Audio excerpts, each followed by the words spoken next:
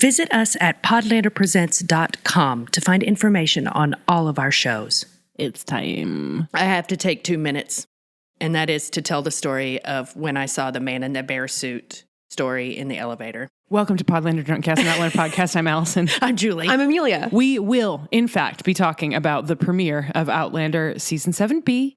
Do not fear, but attention must be paid. I gotta let the hoes know. Like, this is really, it takes priority. Okay. I feel you. So this was like a week ago. It was the end of my day at work. I work on like the 43rd floor of this office building in the Loop in Chicago. I get on the elevator all by myself to go downstairs at the end of the day, and I look up at the Captivate screen, you know, where they force you to look at ads and shit. And it is a picture of that bear suit, and it says, "Man in bear suit, insurance scam." And then I just almost stroked out. And then it said, California Insurance Company. So I'm riding this elevator all the way down. I'm reading this, agog. I start boogieing because I'm like, fuck yeah, remember it. And the door opens and some poor soul on like floor 41 is like, what is up with this old lady? Because I'm in there like, ah. So I get downstairs. And I'm walking to the bus. And in my mind, I'm like, California Insurance Company, California Insurance Company, California Insurance Company, man in bear suit. And then I get on the bus and I'm like, oh my God, Amelia, Allison, oh my God, look at this. So if you have a chance and you did not know that this was real, please go online and search California Insurance Company, man in bear suit scam. And I recommend the BBC link because it's a very straightforward story and you will be treated to a video that all of you should watch.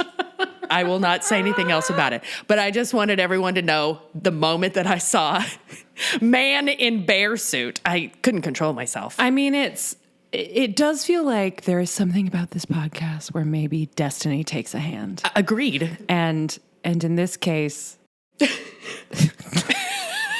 it's because of man in bear suit. The video is so funny. When the person is like trying to make it look like a bear. Oh my God, just watch it. Okay. It was the universe's way of welcoming us to season 7B. Yes. Thank you. Thank you, universe. Worth it. We are having a wee dram to toast the return of the season and also the return of the Mac Daddy.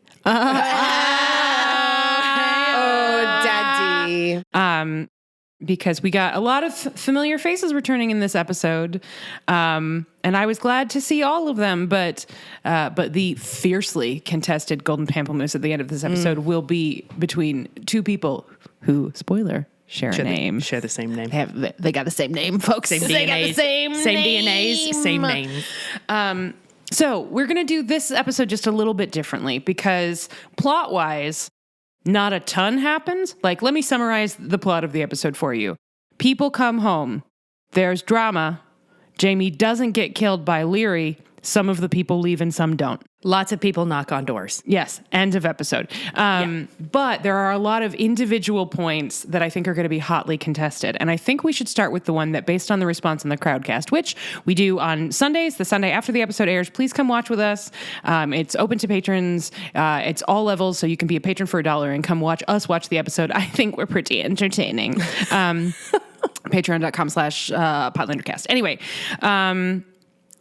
based on the Crowdcast chat, the thing I think is going to surprise people the most is our take on the Roger VO. Oh, yes. I am a big... Me too. Yes. Mm-hmm. Shout out to Laura in the Crowdcast right. chat who said the thing that makes it interesting is it's reactive versus narrative, which is totally true, right? Like we get a little Jamie VO at the top and we find out one of his letters to Bree, which fine. And it didn't bother me. It's been a while. Setting the scene as opposed to being in the scene. It's been a while since we've had Jamie VO. It doesn't happen very often. And in this context, I thought it was fine. Especially because it meant no boat. And we know how Julie feels about that. But the Roger VO, it worked fine throughout for me. Like he's waking up with the stones and he's like, oh, good, right? Good. That's good. All kinds of good shit. But really the choice was when he was like, hold up, what year is it?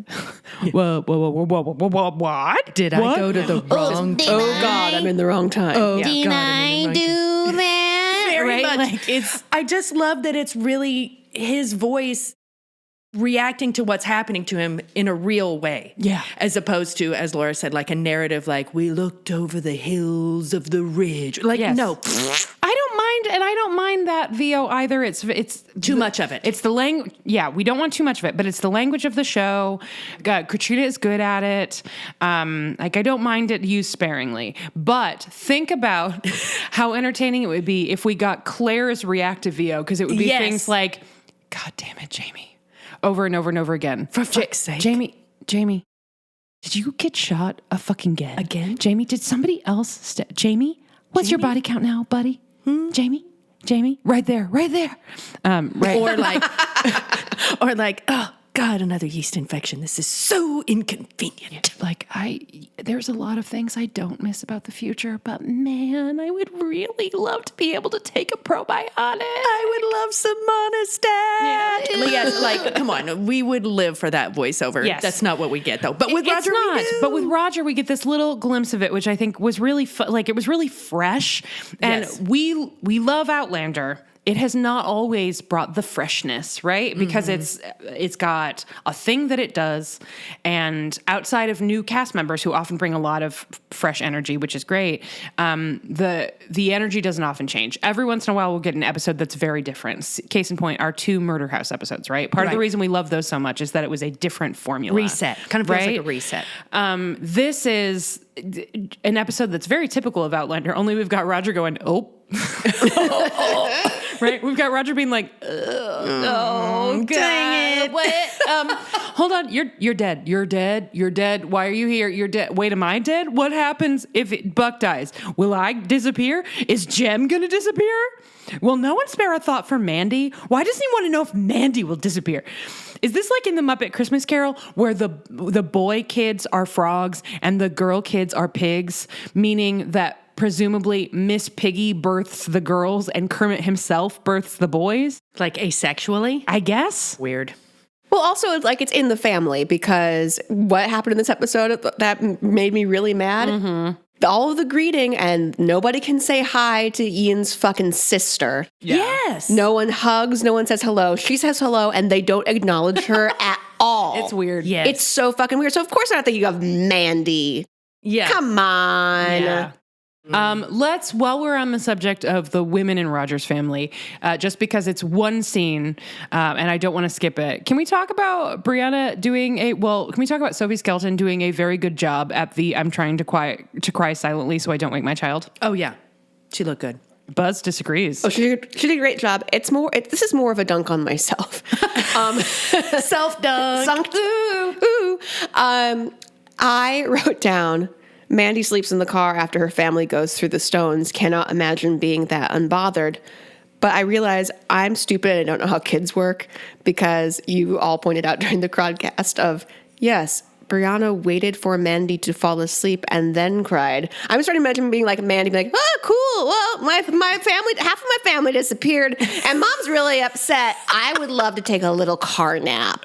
But I no, that's not how that worked. She's just tuckered out. I mean, presumably she also didn't sleep well, because remember Jemmy went missing and they were like, okay, I guess we got to go to the Stones right now, right? So there was like no sleeping and a lot of chaos, and presumably she's real tuckered out. But Sophie has another great moment of I'm trying not to cry in front of my kid, which is we're at the Stones and she's doing this.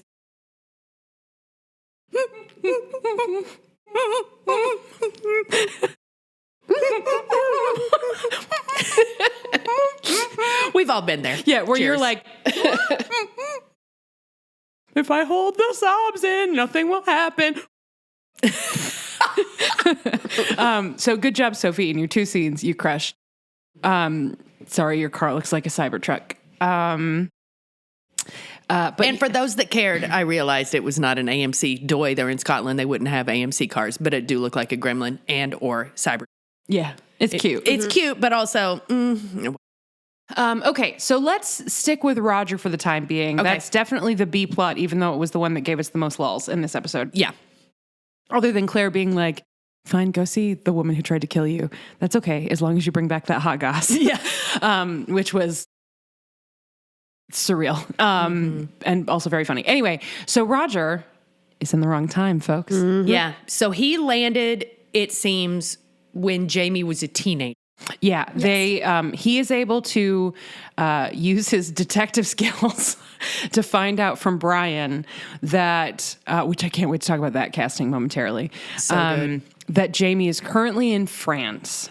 So when we meet Jamie, it's after he has returned from France with Ian. They were in France as like soldiers for hire, maybe, right? Like working as soldiers in France, which is, if memory serves, how Ian lost his leg. Okay. Also, the first time that Dougal attempts to kill his nephew while they're in France, tries to club him in the head with an axe. Doesn't take because Jamie has a very thick skull. First of many times that we've got a little light nephew side happening. So yes, this is not long really before Jamie comes back, and then the Blackjack Randall stuff happens, right? So like timeline wise, we are honing in on impending doom for the Frasers, which I would predict, having read the books, but also having common sense, it's going to be complicated for old Roger. Imagine Roger being like, you are going to live forever.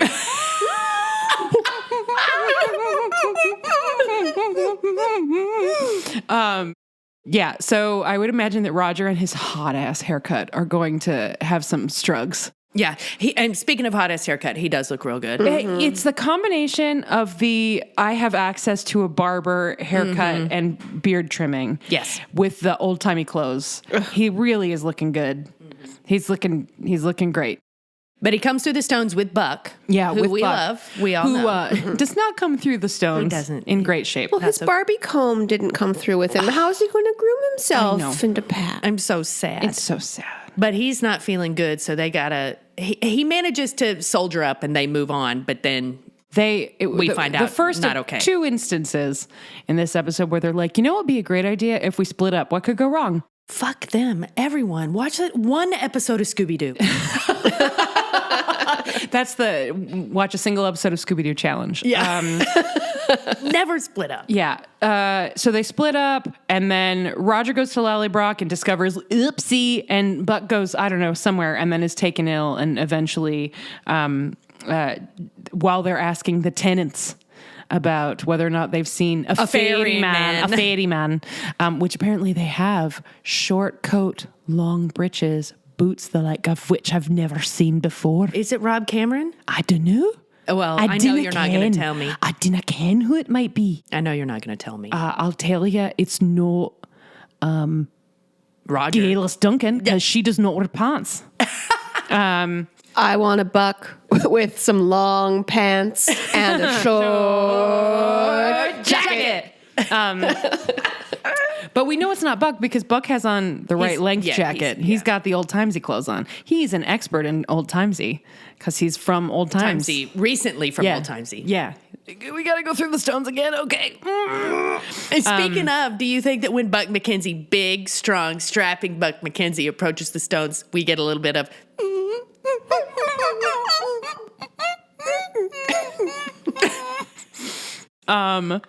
Okay, so we know there's a ferryman. We get to see 2 different eras of Lallybroch in this episode, in addition to the one we've been chilling with for the last season. That's cool.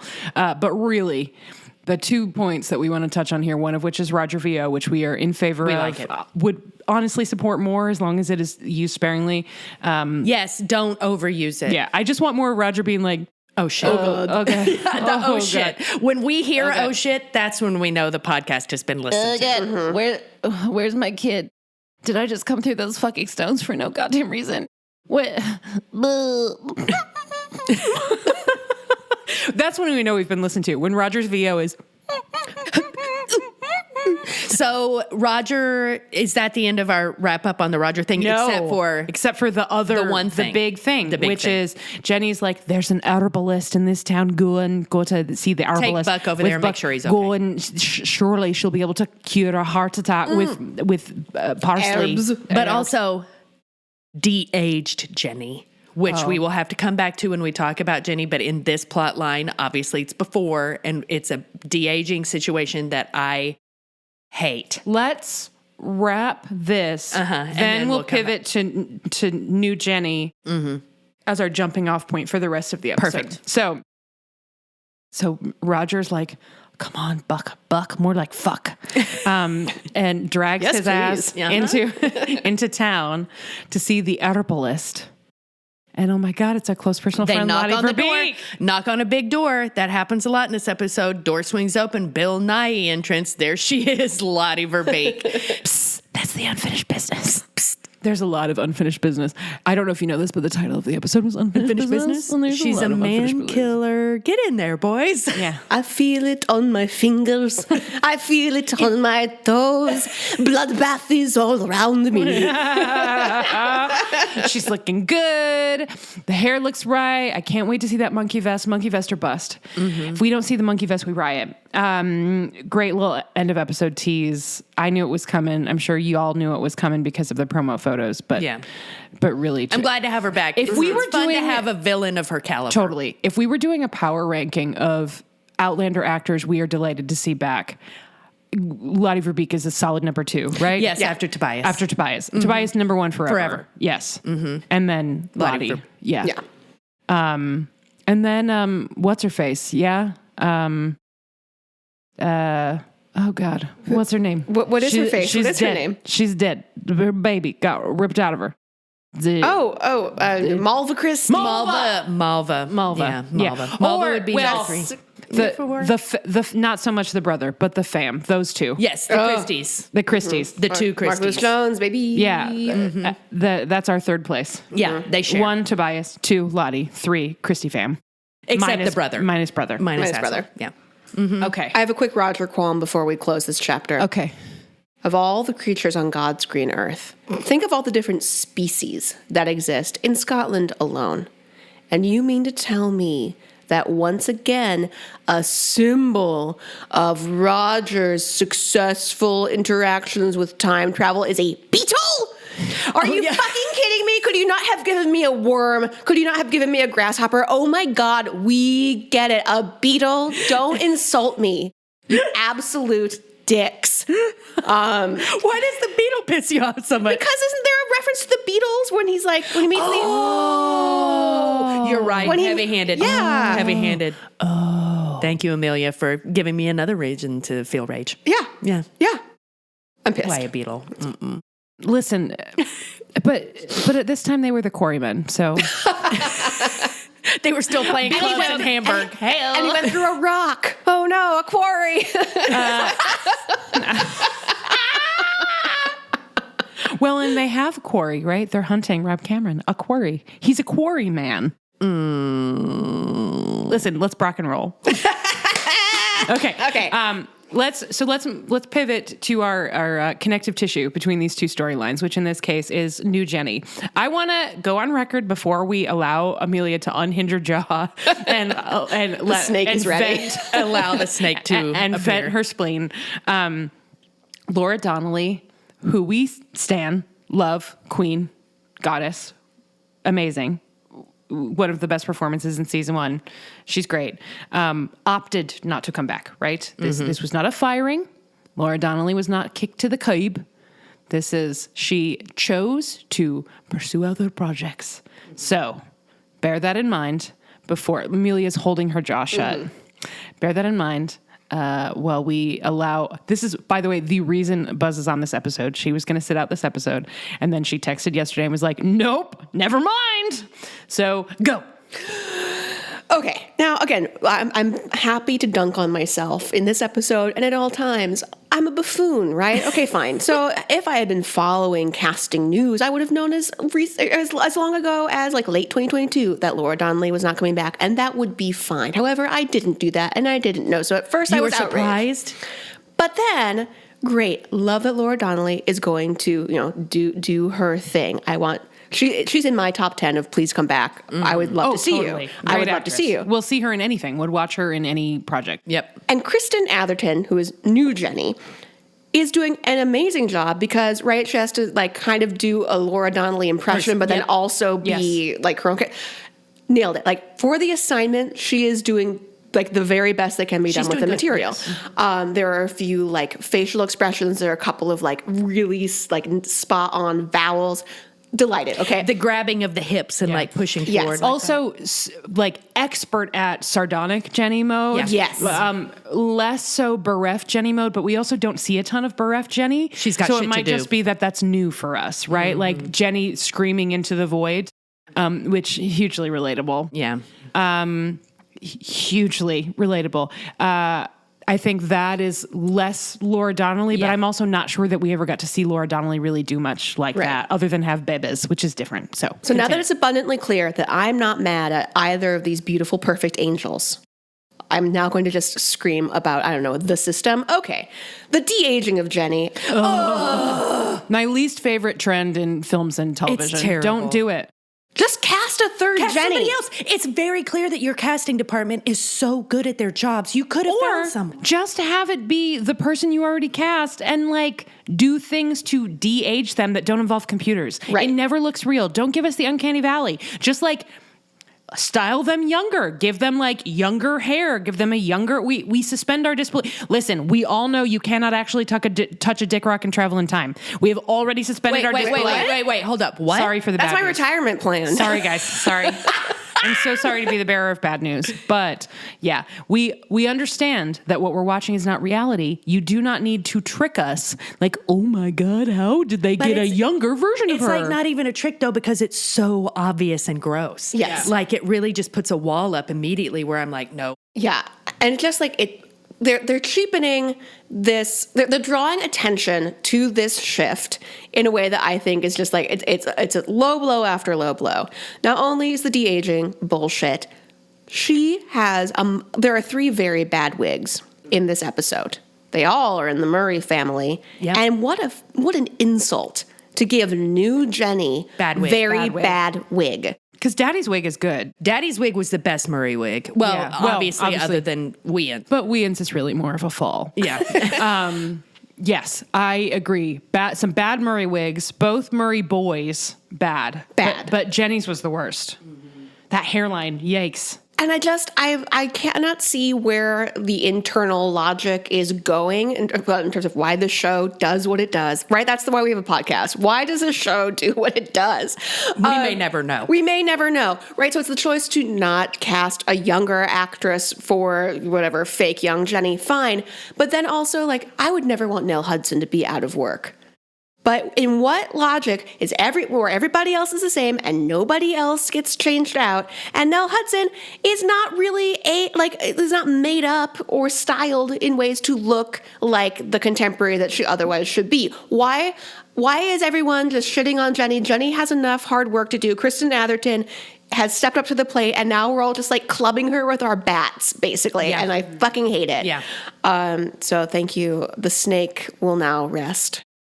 It goes right back in. I'm glad to see Jenny back as a character no matter what, because she is a great character. And the mildest of mild spoilers, there is, I don't know how much of it they will get to before the show ends, but there is some great Jenny stuff So in the books ahead. I'm very happy to have her back, and I think Kristen Atherton is going to do a great job. A lot of the stuff she did, Amelia, you're so right. She does have to do a tiny little bit of a Laura Donnelly impersonation, just a little bit, but I think she's jumped in admirably, and I'm very happy to see what she's got. The But best y'all, was get it together with the wig. I agree. The best of the I'm Laura Donnelly, but no, I'm not scenes, easily for me, was the scene with Ian, where she's like, absolutely not. Come on, you come with me right now. We're going out to this graveyard. You're going to feel some feelings, and then you're going back to America. God damn it.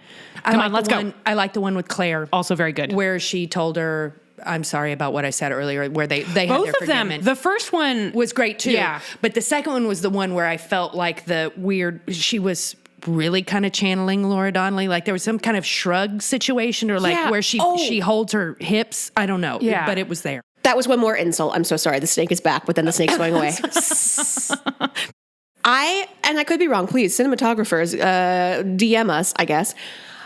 In the trying to sell Kristen as Laura, I think there has to be a height difference because there's a particular shot in that scene with Claire where she looked like exactly what you're talking about. Like she looks distorted. It's like when the 0.5 zoom on the iPhone was a new feature and I didn't realize that it made everybody look like a weird lollipop head doofus, which is why there are no good pictures of Jeff from our honeymoon because I thought I was getting like she looks squished and then in other shots she has the arms She of must like be taller. Yeah. So like again, just let Jenny be tall. Yeah, let Jenny be this Or person. put Katrina on an apple crate. Like there are practical effects. We know that it's not the same person. You don't have to try to trick us that it is. Listen, we accepted new Buck McKenzie, even though it's not Graham McTavish. That was fine. That was fine. It was dumb that it was in a reveal since nobody knew who the fuck it was. I remember that. Who's this guy? Yeah, like what? Huh?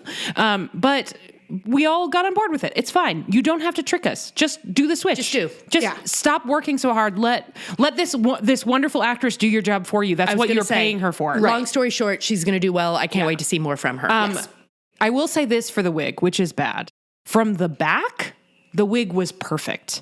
Like when she's coming, that first shot where she's coming out the door, it was like the ghost of the back of Laura Dahle's head. It's the front part. The hairline was bad. That hairline was very bad. Okay, so that's Jenny. We liked the Claire scenes. We liked the screaming into the void, even though that felt less like Laura Donnelly to me. But again, I think I know why. We really liked the Ian scene. Anything else to say about New Jen? No, thank you. I can't wait to see more. Yes, thank you. Good job. Mm-hmm. Good hustle, Kristen. But you're on notice, Outlander. Don't fuck this up. Yeah, get don't a wig. Fuck this up. Come don't. on. When Amelia texted me that she wanted to be on the show because of outrage, I was like, more CGI fireflies? And she said, no comment. And now I know why. Okay. So let's talk about, since we already brought up Nell Hudson, let's talk about Leary. I liked this storyline a lot because it was just so perfectly in keeping with Claire and Jamie as people that Jamie would be like, I'm going to go see Leary. And Claire would be like, okay, just, tell me who she's fucking. Just tell me who she's banging. That'd be super interesting to me. I'm just curious. And he's like, all right. No one is like, well, the last time you saw her, she did try to kill you. And what happens? What happens? She tries to kill him again. She tries to fucking stab him with a pitchfork. And then, also, he really didn't have to go apologize to her. Like he's been. Yeah, but Jamie is like Captain Guilt, right? I know, but come on. Listen, the reason that he and Lord John Grey have such a bond, Captain Guilt. Among many other things, but Captain Guilt. He's got a lot of guilt. But we see that Leary has made a life for herself. She's got a new boy, who seems to really love her for who she is, which was obviously always the problem with Jamie because he was... To the extent that he's like, oh, my gal, she's trying to kill that guy. I think I might go help. He's huge, and I must have heard at some point that he is an actual serial killer, but I'll just try to hit him with the shovel, I guess. His character name was... Joey Boswell. So there's a moment in the scene where Joey is like digging turnips or some shit, and he's got the little shovel by his side, and you can see Jamie and Leary like getting into it verbally. This is before the fight. And then it flashes back to Joey and he's just, he's like pretending. It's like Jennifer Grey painting the palm tree. Yes. Oh, it's exactly like Jennifer Grey painting the palm tree. Exactly. It was a great moment. Oh yeah. Yes, I'm definitely still doing farmhand things. I'm not listening, I promise. Listening while I'm looking 1,000% at this conversation. Anyway, good job. Excellent prop work. I look forward to seeing the rest of this episode with you. And he was very cute. Yes. That scene was exactly as long as it needed to be. And then we got down to the real business, which was a cute little Joni, same actress, by the way, from when she was a bebe. Shows cute. up and is like, hey, so not dad. I would like to get married to Jesus, but my mom won't give me my Jesus dowry because if she marries her boyfriend, you won't send her child support anymore. And also you technically own her house because of the patriarchy. Help? And Jamie's like, I guess I will. Guilt. I guess I will. Because Guilt. it was the patriarchy. It really is a broken system. I learned this way back on season 1 when I tried to spank my wife. Oh, didn't go well. That's what it is. Captain Guilt will get you high tonight. So they come up with a solution that suits everyone. And little Joan McKinney gets to go off and marry Jesus, or does she? I guess we'll have to read the novella, which I have not read. But I hear it's one of the better ones. But yeah, all she's right. got an Outlander novella. Okay. Where she gets to have a little adventure on her way to married to Jesus. Mm-hmm. Back then, it seems like that was really the only decision for a lot of women. Was like, I don't want to. I think in this case, she actively wanted to marry Jesus. Like she has faith. Yes. As opposed to Faith. I want to escape men. Yeah. Baby. I know you're asking me to stay. I'm sorry. Yeah. Just jump right in. It's a great song. Okay. So anything else we want to say about Leary, Joey, Joni? No. It was a very entertaining little sitcom that we wandered into. Yeah. Coming next season on FX. Mm-hmm. Couldn't help but notice Leary and Joni were wearing season 7 teal. Oh, that's right. Well, so was a lot of Lollybrock. Mm-hmm. That Lollybrock master bedroom that was wearing a lot of season 7 teal. That color's still doing. Luckily, it's a great color. Doing a lot of work. Yeah. So maybe it's just Lollybrock teal. Yeah.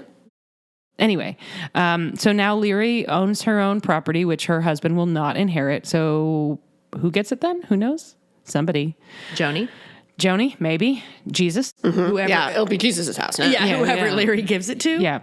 And Joan gets to go have her Jesus adventure, and Jamie gets to not be fucking stressed about Leary trying to murder him again. Yeah. Which seems like everybody wins. And Claire gets all the gossip. And that Claire really is the winner in this scenario. She likes that. She's standing in that meeting and she's like, I'm part of this family. What? I just want to watch what happens. It's just gotta be. I'm literally the witness. Yeah, I'm going to witness this for fun. Also for legal reasons, but for fun. Ooh, important point. I know we couldn't see him because think about how much they'd have to computer age him. Ned Gowan's still kicking. Ah, yeah. Still alive and well. Jaunty as a cricket. Jaunty as a cricket. Still going for it. Still going for it. We love you. We love you, bud. Bill Cunningham, is that his name? No, it is. I'll look it up. Keep going. He would be on my list of people I'd like to see back. Oh, I would love to see him Yeah. back again. But this was our window, I think. Yeah. Ned Gowan Yeah. is not. He works out the legal stuff. Okay. So then we've got the main event being the return to Lollybrock. First, Bill Patterson. There we go. First, we get our explanation of the Cairn, which is Simon Lord Lovett coming home, right? Little funeral. Jamie explains it all, and then we're riding up to Lollybrock. And turns out things are not going well because Ian has had consumption for a zillion years and it is now getting bad. And they just happened to miss the letters where Jenny was like, hey, guys, so if you want to say goodbye to the very hot man I'm married to, you should probably sail across the ocean ASAP. But luckily they were already doing that. So we get a couple of very moving scenes of Ian homecoming specifically. There was the lovely Ian Jenny scene, which you've already talked about, but the Ian scene, Maybe the best one in the episode. I think so. Yeah. I think it was an episode highlight. I think it was the episode highlight, for sure. And it was so good to see Stephen Cree again. Again, great wig. He got a great wig and great makeup, like the And sickness makeup, and everything. It was so good. Maybe the reason the de-aging was so bad is because they spent that CGI budget on the leg going down the stairs. Maybe. Well, they knew that this scene with Ian and Weeian was the heart of the episode, so they spent a lot of money on that wig. Yeah. And then they didn't have enough wig for Baby Murray wig. But also, like, I'm sorry, this show is just made out of money. It does have a lot of money, so like, why these shitty wigs? Exactly. Yeah. Yeah. Anyway, not to take anything away from Mr. Stephen Cree and or John Bell. because Daddy and Daddy smile. that scene when he tells his dad that he's in love And about his son. oh my God, it's so good. It's really good. They're both It's, very good actors. The casting is incredible. Stephen Cree has always been great, right? And it's great that he's getting this really rich material at what is very obviously the end of his Outlander run. Like whether it's a day or a year, he's coming close to that final episode, right? And he was great, and he's always been great. John Bell is obviously also always great. Yeah. But coming back in this episode and seeing him at Lallybroch was a great way to be reminded of how much progress both that character and this relatively young actor has made. Yeah. Because think about how charming he was when we met him, right? Like trying really hard to lose his virginity and not going about it in a great way. Yeah. Right? Like just getting kidnapped left and right. Poor baby. He was great. But man, the subtlety in that scene and that like very sweet, sad smile that he can, and the, again, Captain Guilt, like the concoction of guilt and shame and longing and joy that he was experiencing and talking to his dad, who is obviously ailing. Really great. Like really, really great. Talking about Rachel, talking about Rollo, the promised dog. Thanks, Tanya. Yeah, thanks, Tanya. Because Daddy is obviously like, well, listen, giving a girl your dog is not the same as marrying her. And to that I say, you haven't met the dog. And to me, that one is when I was like, Rollo somewhere across the ocean just went, fuck off. You don't know me, motherfucker. Yeah, like, you don't understand this dog. Because leaving this dog with Rachel Hunter is basically like, hey, so you, me. I peed on you. Forever, babe. Forever, babe. If I'm leaving this dog with you, you got to know. That's like my whole heart with you. Yeah. Oh, boy. Oh, I love him so much. I love him so. He's such a good boy. Wait.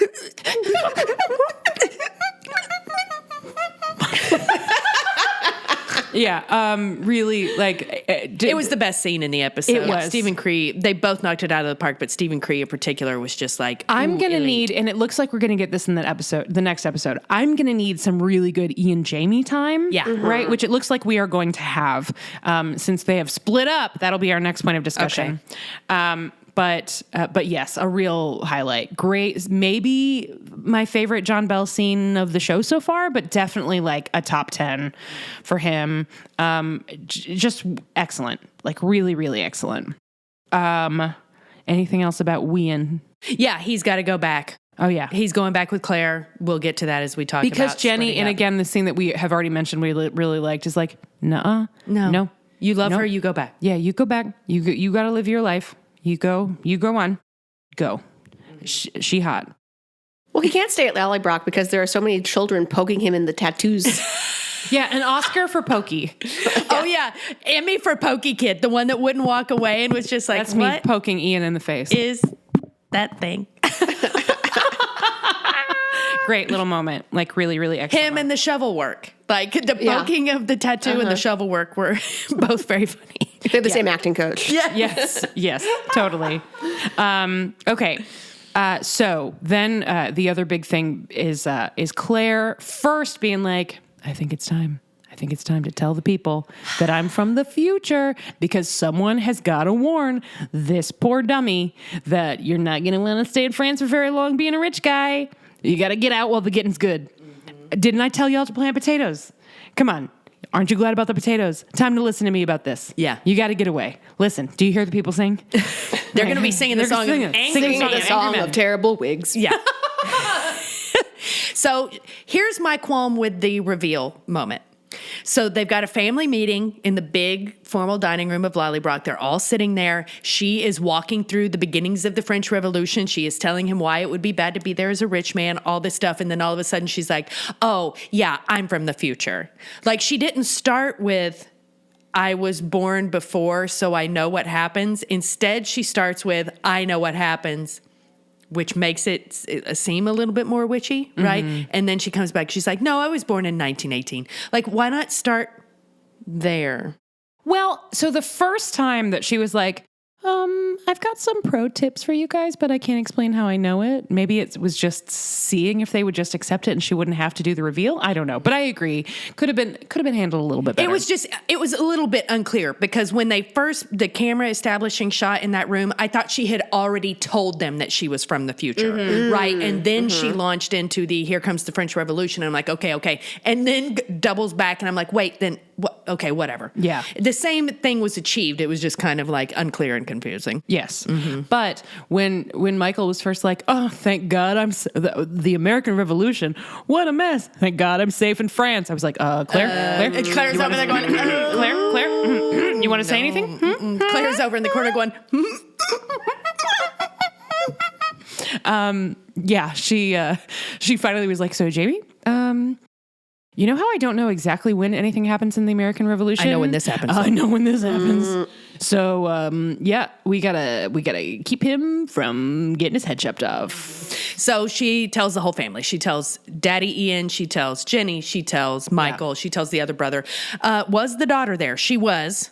She had one word. I don't think she was in that scene. What the fuck? But the other brother wasn't either, right? Okay. Like it was Ian Michael. and Jenny and Michael, and then Weeian and Jamie and Claire. But if you're going to tell them when I get the whole family, I mean, obviously not the kids, but whatever.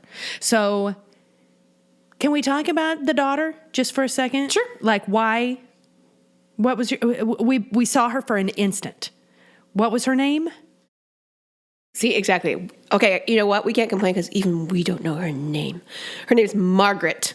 And we saw her for 2 seconds and then we never saw her again. And it was kind of like, I mean, I will say that. I mean, Michael was Jenny really the and- only plotty one. Jenny and Ian did have like 9 million kids. They did have too many kids. Yeah, they're a Brady bunch. But you can't even say hi. I agree. Yeah. It's dumb. That was so weird. Just don't have her there. Yeah. Like, Yeah. it's- Exactly. I agree. Why even bring it up? The other thing I want to say about by the way, BT dubs them from the future, it prompts what's one of my favorite scenes in the mix, which I think was handled really well here, which is when Jenny is like, hey, okay, so, all right, you're from the future, whatever. Can you cure my husband? Because it sure seems like you're maybe magic, so you're going to cure my husband, right? Claire's like, no, I'm not magic. I just accidentally time traveled. And she's like, that doesn't make any sense to me. I've seen you cure all kinds of shit, so you're going to cure my husband, right? I was like, no, I can't. Jenny's like, okay, because you're still mad? You're still mad because of Leary, huh? Okay, I'm sorry. You cure my husband now, right? And it's just devastating because Jenny doesn't have that She doesn't understand. framework, Right. right? Like she hasn't read any Ray Bradbury. Like she doesn't know. She doesn't understand time Right? travel So, of and course- the paradoxes that it reveals. Exactly. So I think they handled that scene really well. I thought it was very good. But then future reconciliation is truncated by a contentious thing that happened that I get that Julie was immediately livid about. I'm mad. Which is Lord John sends a letter and is like, Dear Claire, help. My nephew bad. He's sick. Please come help. And Julie's response was, no. Yeah, I'm like, can't she just say no? Everyone, you can always just say no. My counterpoint to that would be Lord John. He did a lot. First of all, he saved Jamie's life when he didn't send him to the colonies, right? Like when he brought him to what's its fuck. And got the ship. Yeah, The like Tryon, like all right. that shit. He helped Jamie orchestrate a jailbreak. He has been raising Willie. Very true. Right? Like he's helped them with money. He sent Claire all her sciencey shit. Remember, like her microscope and all her shit. Like literal decades of favors. You're right. They do owe Lord John a debt. A lot. A big debt. But you know what is not really equal? Is that it, come save my nephew. Like nephew seems like one stop away from being this. Well, and this is a little bit knowledge, but John and his brother are very close. Okay, so they're his. You feels will like more his see. son. You will also meet a niece of his later. I think we might actually have seen this nephew. I think maybe we see Willie talking to this nephew in in the beginning of season 7, but I'm not totally sure on that. And then, given the time period, given the injuries that are described in this letter, how the fuck is somebody who got shot in the abdomen supposed to live for the 3 months it is going to take her to get back across that fucking Atlantic Ocean? I agree that seems weird, but if they were able to sew him up so he's not bleeding. But infection inside, I just don't see how somebody could live that long with a gut shot in that time period. So you know what? Show magic, take me wherever you need to take me. But this is some BS, and I just need it to be lodged. Yeah, like it the bullet is- right in his gut. The speed of maritime travel Too slow. is inconvenient. Too slow. Lots of things about maritime travel are inconvenient. Yes. Floating toilet, floating jail. These are all reasons why I hate boat. Yeah. Yeah. I mean, that's not even counting shipwreck. eating only like really stale bread and fish. And eating each for other a zillion years. if you have to. Oh yeah. Fucking maritime travel. Also, if you are doing maritime travel with Jamie, your options are be covered in vomit or he walks around looking like fucking Hellraiser. That's right. Pinhead, right? Like those are your options. So it's not, we don't love boat, but it looks like we will not be spending time on boat. No, I think we're just going to go right back to the colonies, which is fine with me. Yeah. To Philadelphia, is this when we might see Mr. Ben Franklin? Maybe. I mean, I hope so, but I think that if I'm remembering right, again, huge caveat, because I have not revisited all of the books recently. I think when we see Ben Franklin in the books, it's in France. Okay. So we'll see. He was doing a lot of important work there and being naked there. Yeah, being real naked. Yeah, just letting them bits out. Is there anything else? Let me consult my notes for little bits and bobs we might want to touch on. I just see Pokey. Oscar for Pokey. Pokey for Emmy. Will I Exist? John Bell written multiple times. Joni, that girl, did a really good job. Yep. Jamie, she said, I never looked at her. And Claire's like, Well, you didn't. yeah. Jenny had the headstone made for beautiful. Weeian's daughter that didn't make it, and I thought that was a lovely Yeah. scene. That was really That was lovely. a lovely scene. Jamie Jr. says, or is it Michael? Whoever owns the wine. Michael. Folk never tire of good wine. Amen, brother. Yeah, amen. Great casting as always. Let's do our scales. So, costume scale from, let's say, burlap sacks to monkey vest. Ooh. Where do we fall on the costume scale here? Well, this one, all hail to Roger's travel drag. Yeah. Well, and as always, Ian's costume. Ian's costume, I mean, example, that's excellence forever. So I just that's always going to be my number one.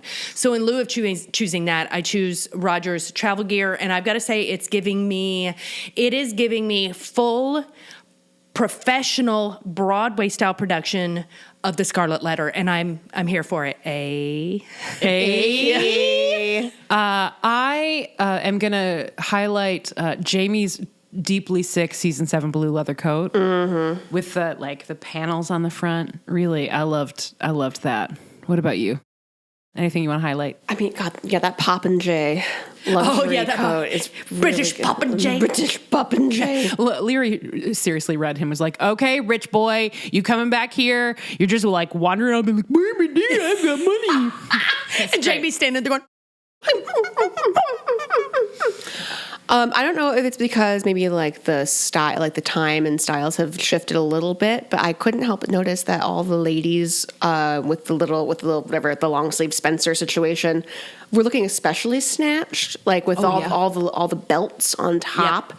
So I guess yes, if Jamie's leather coat has been spoken for, then I gotta shout out the ladies and their waists. Yeah, excellent. Great. All right. The doing it scale, we're just going to skip because it was basically like 30 seconds of tender kissing and then we were out. Mm-hmm. So I guess the hottest thing would be Ian being like, tell me about your girl. And the three of us going, hot. She's hot. She's really hot. She's Quaker really hot. Barbie is really hot. Did I mention she's hot? I got to go back. She's hot. I got to go. She's hot. And then the most important query. Well, because this was a weird episode for getting up to get a beer. We're just going to skip that one too because it was...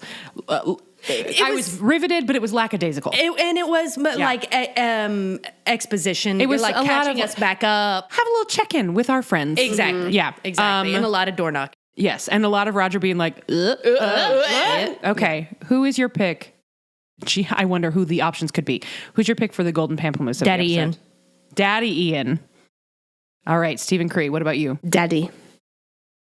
I think I might also go with Daddy. He got me in my feels, but honestly, maybe I would then instead vote Ty, like the Ian.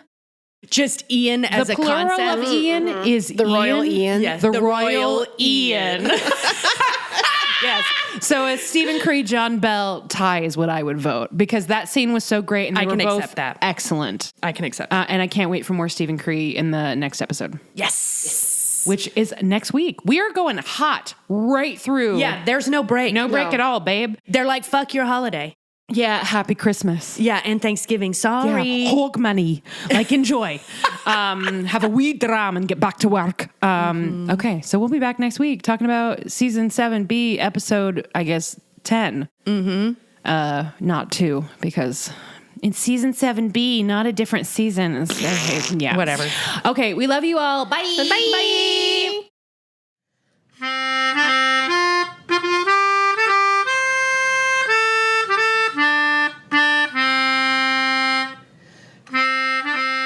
Well, that was some excellent audio storytelling. Yeah, it was.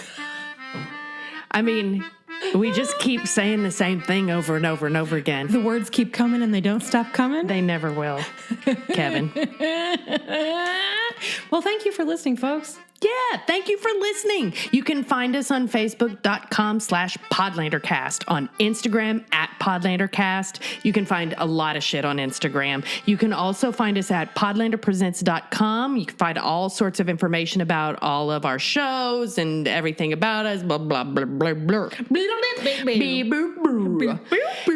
If you like what you heard every time Word with Purd, please consider leaving us a review on Apple Podcasts or Spotify or wherever you're listening to the show right now.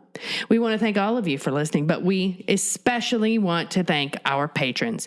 You can become a patron at patreon.com/PodlanderDrunkcast. You can support the show, join the Slack, get early episode access, and access our bonus content, which we haven't done in a while, but we need to get an RPP in the book. All right, thanks to all of our patrons. You all make it possible for us to do all this shit. You're great. This show is produced and edited by Julie Starbird, possibly by others, helped by others. We shall know soon. Produced by Allison Shoemaker as well. Other stuff by Allison too.